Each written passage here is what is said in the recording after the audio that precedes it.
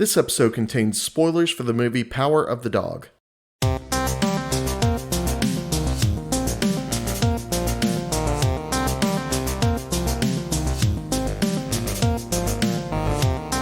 Hello and welcome to a brand new episode of the Cinephile Gamers podcast. I'm your host, Bo Smith, and today we are going to be reviewing probably, I think it's the most nominated Oscar movie of the year so far, and that is Power of the Dog. And it's actually accessible on Netflix, so, 100% of the population has Netflix, so you can watch this movie today.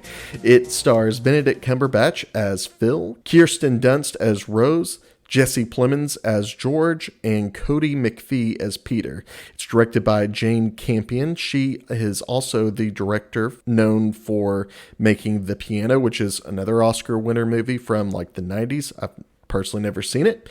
And Top of the Lake, which is a TV series she did in New Zealand, which is where she's from. So getting into what this movie is nominated for, along with Best Pictures, it has, count them, 12 nominations. That's Best Picture, Best Actor, Best Supporting Actress, Best Supporting Actor twice, Best Film Editing, Best Sound Editing, Best Director, Best Adapted Screenplay, Best Original Score, Best Cinematography, and Best Production Design. Whew. This has a lot of best nominees, and some I think are legitimate, others I'm not so sure. Let's get into that, though. So, Power of the Dog is about a movie set in Montana in 1925, and it has Phil Burbank and George Burbank, who are ranch hands, and they own this family business that they've had for, I guess, over 20 years. And so they handle a bunch of different ranch hands driving cattle throughout Montana, and George has this infatuation with this woman named Rose.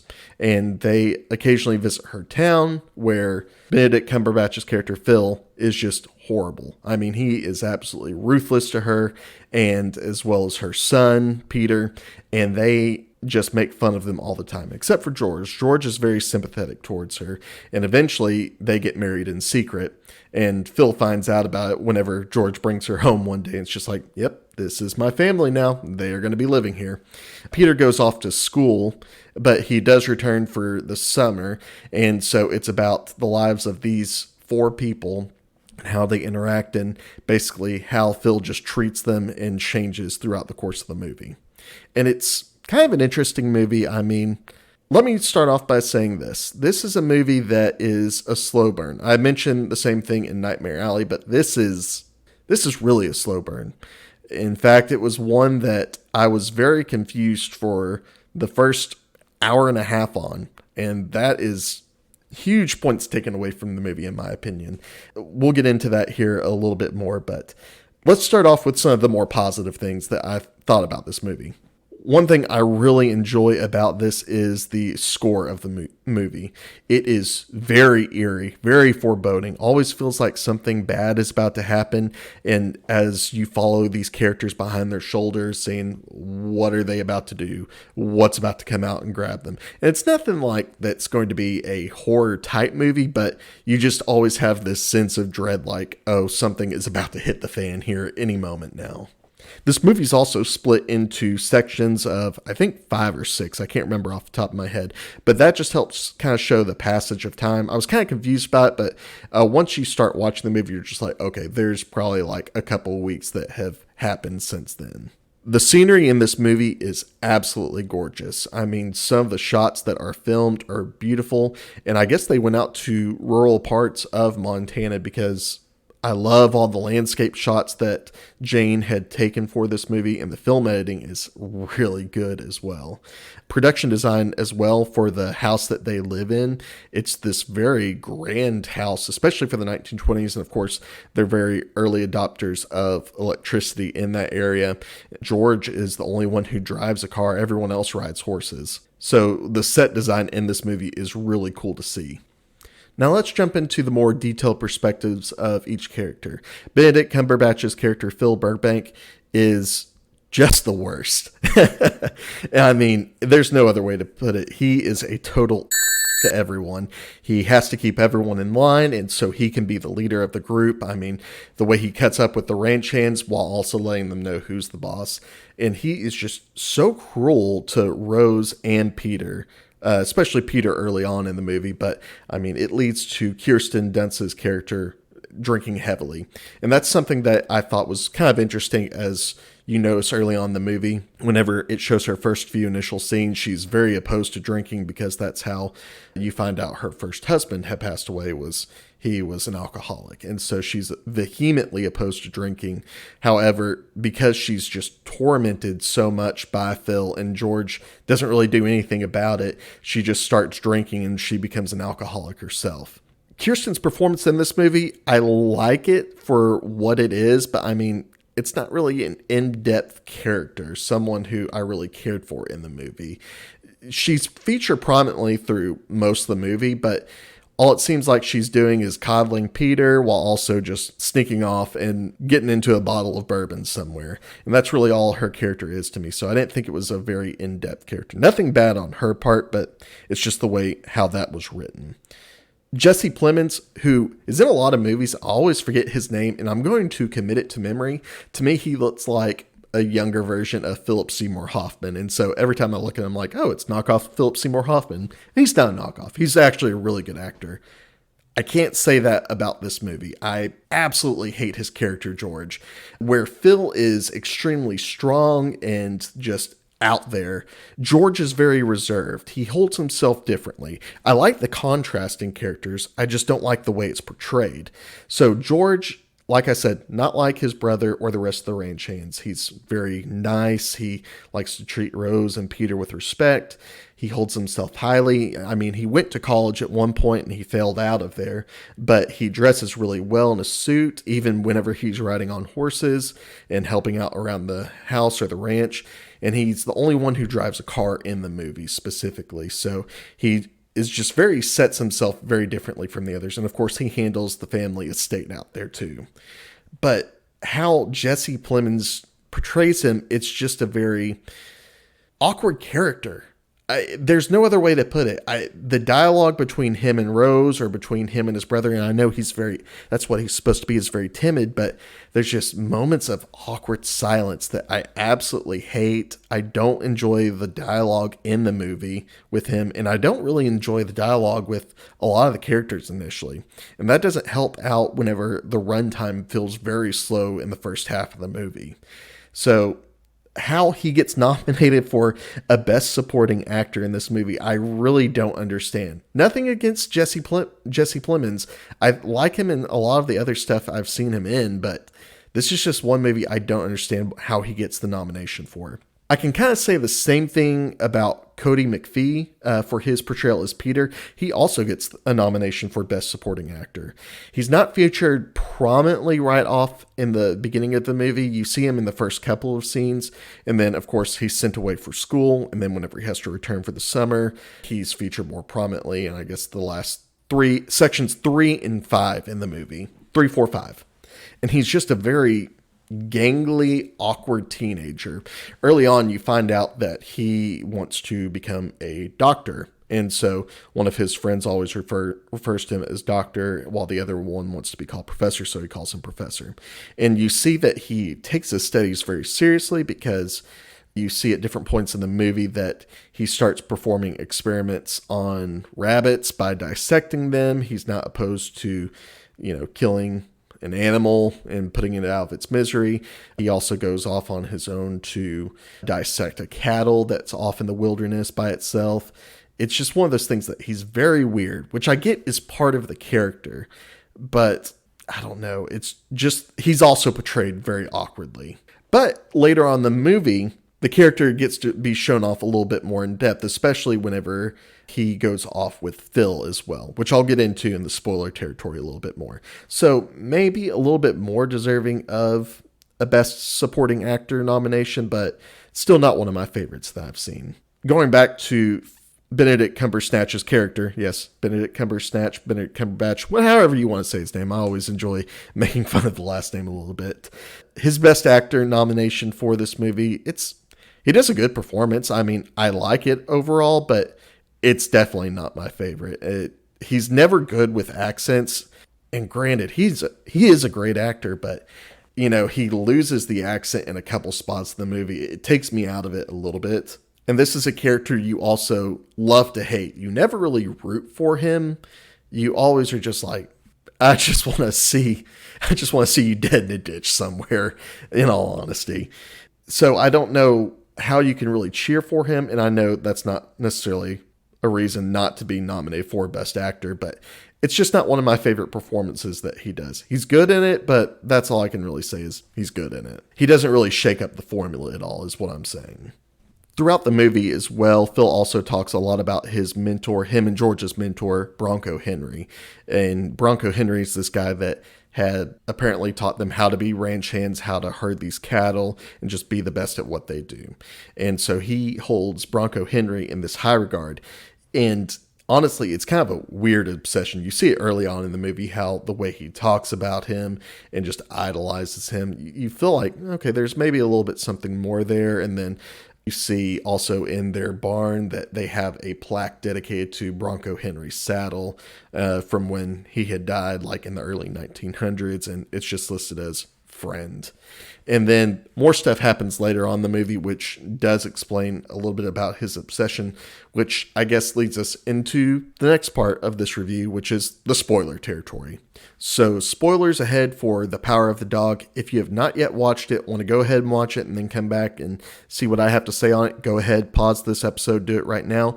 Go watch it. It's about 2 hours-ish, and so it shouldn't be longer than the average runtime.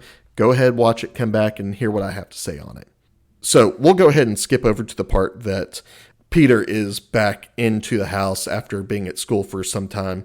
So Phil typically tries to go off and be by himself at some points in the movie and just wants to kind of meditate and reflect on who he is as a person. And so he has this little hidey hole area where there's this big pond of water that he goes and swims in and cleans up in. And Peter finds this little area. And so as he's opening up this little tree stump area where you can crawl through to get to this area, he sees this box of memorabilia that Phil has. And he discovers that Phil has an infatuation with men. And you even get to see it just a minute before where he has this handkerchief that Bronco Henry had and he just starts rubbing it over his body. And Peter happens upon Phil as he's getting in the water, and of course Phil's naked, and Phil notices him and just runs him off.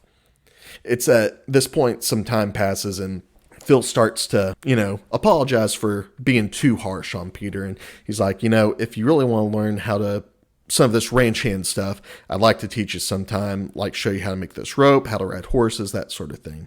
And so you see this bond start to form in between Peter and Phil, and Rose absolutely hates it. She doesn't trust Phil for 1 second. In fact, she pleads with Peter to try to stay away from him as much as possible. But Peter goes out to Phil on a couple of errands after learning to ride horses, and you see them start to build this fence where they find a rabbit that's hidden under some wood. And so they start trying to move the wood, get the rabbit out, and Phil cuts his hand. And so Peter is able to grab the rabbit and sees where it's broken its leg, puts it out of its misery. And so the two start talking to each other about Peter's past a little bit, about his father, who was an alcoholic, and Peter found that his father was hung and cut him down and everything. It's at this point, while they're having this discussion, that you see a bunch of Indians come onto the property and start negotiating for these cowhides, which some of the maids that work in the house are just like, nope, Phil doesn't want to sell them to you. He is going to take what he needs and burn the rest. Rose overhears this and runs out to catch these Indians, and it's just like, hey, don't go off. I want you to take all the hides. My husband, he actually owns the ranch, so it's more than okay with us if you take it. And to show their appreciation, they give her these gloves to which she wears. And as she's walking back to the house, she collapses due to alcohol poisoning. Phil and Peter get back onto the ranch and see that all the cow hides are gone, and they hear what happens, and Phil is just distraught. He's extremely upset, and he's about to go off onto Rose upstairs, who's just laying in this bed passed out. And so Peter comes up to him. It's just like, hey, I know you need some cow hides, and I actually have some. And he's like, how did you get cowhides? He's like, don't worry, I was able to find some, and I think you need this to complete your rope. And so that night, Phil is making these ropes out of cowhide, and he's washing them up and getting everything ready to go. And so they start talking a little bit more in depth about Bronco Henry and how he was more than just a friend to Phil. In fact, there was a night where they were up on these mountains and there was a huge storm that passed through, and Phil thought he was going to die. So he talked about how Bronco Henry, in order to save them both, just conserve their heat together, body to body. And at this point, Peter asks, so you two are naked together? And Phil doesn't even answer it. But they continue to bond over this, and eventually Phil makes the rope. It cuts forward to the next day when Phil's up in his bed, and he's normally the first one down for breakfast and already getting the day started, but he's up in bed sick. And so George finds him and is like, hey, we got to get you to a doctor. You don't look well at all. And as they're getting ready to leave, Phil goes, where's the boy at? I've got to give him his rope that I made for him. And George is like, don't worry about it. You'll get it to him later. And then you see them drive off as Peter watches this. And it's at this point in the next scene, George is picking out a coffin for Phil. He somehow passes away. Whenever they are at the funeral, it's just George and Rose who pay their respects, and as well as some of the other townsfolk there. But the doctor comes up to George, and it's like, from the way I see it, it looks like he died of anthrax. And George is like, that's impossible. There's no way. He never handled dead animals at all. And you see this throughout the movie where they pass upon a couple of different cattle, and he's like, stay away. It could have anthrax. And it's at this point that you realize, oh crap, Peter killed him. Remember that cow that I said he dissected earlier? It was not one of their cattle. It was one that was out in the wilderness and that had been dead for a while. So it had concocted anthrax. He used this cowhide to give to Phil in order that he can slip it in the wound whenever he was washing all the cowhides together to get everything ready. And so that is how Phil got anthrax into his system, and there was no way he could recover from it. It's at this point you see back at the house, Peter opens up his Bible and he pulls upon Psalm 22:20 when he reads this verse. And I'm going to pull it up for you. Finally, this is where my Christian education from high school and college comes into play. I'm going to be reading from Psalms 22, verses 19 and 20, and they had used the King James Version. I'm going to use the NIV version. But you, Lord, do not be far from me. You are my strength. Come quickly to help me. Deliver me from the sword, my precious life, from the power of the dogs. And that's how you get the title of the movie, Power of the Dog. And after he reads this, he examines the rope that Phil had made for him, but he's wearing gloves, so not to get any anthrax on him.